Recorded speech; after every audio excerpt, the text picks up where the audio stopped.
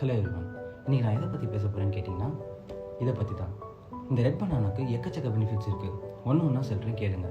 First, இதில் vitamin C இருக்கிறதுனால இது அயன் அப்சார்ப்ஷன் இம்ப்ரூவ் பண்ணுது, ஸ்கின் ஹெல்த்தை மெயின்டைன் பண்ணுது அண்ட் உங்கள் இம்யூனிட்டியை பூஸ்ட் பண்ணுது. விட்டமின் B6 இருக்கிறதுனால ப்ரோட்டீன் மெட்டபாலிசம் அதிகப்படுத்துது அண்ட் ஹீமோக்ளோபின் ஃபார்மேஷனையும் இம்ப்ரூவ் பண்ணுது. ஃபைபர்ஸ் நிறையா இருக்கிறதுனால அப்சார்ப்ஷன் அதிகப்படுத்துது, கான்ஸ்டிபேஷன் வராமல் தடுக்குது. பொட்டாசியம் இருக்கிறதுனால உங்கள் ஹார்ட் ஹெல்த்தை இம்ப்ரூவ் பண்ணுது அண்ட் பிளட் ப்ரெஷரை மெயின்டைன் பண்ணுது. கார்போஹைட்ரேட் இருக்கிறதுனால இது ஒரு நேச்சுரல் எனர்ஜி சோர்ஸாக இருக்குது அண்ட் ஆன்டி ஆக்சிடென்ட்ஸ் இருக்கிறதுனால ஆக்சிடேட்டிவ் ஸ்ட்ரெஸ் வராமல் தடுக்குது. சரி, இது யாரெல்லாம் எடுக்கக்கூடாதுன்னு கேட்டிங்கன்னா டயபெட்டிஸ் இருக்கிற பேஷண்ட்ஸும் க்ரானிக்காக கிட்னி டிசீஸ் இருக்கிற பேஷண்ட்ஸும் இதை எடுக்கக்கூடாது. ஏன்னா இதில் கிளைசெமிக் இண்டெக்ஸ் அதிகமாக இருக்கிறதுனால இது உங்கள் சுகர் லெவலை ஈஸியாக பிளட்டில் அதிகப்படுத்திடும். அண்ட் க்ரானிக் கிட்னி டிசீஸ் பேஷண்ட்டில் இது பொட்டாசியம் லெவல் அதிகமாக இருக்கிறதுனால ஹார்ட் ரேட்டை இரெகுலராக மாற்றும் அண்ட் மசில் வீக்னஸ் வர்றதுக்கான சான்சஸ் இருக்குது.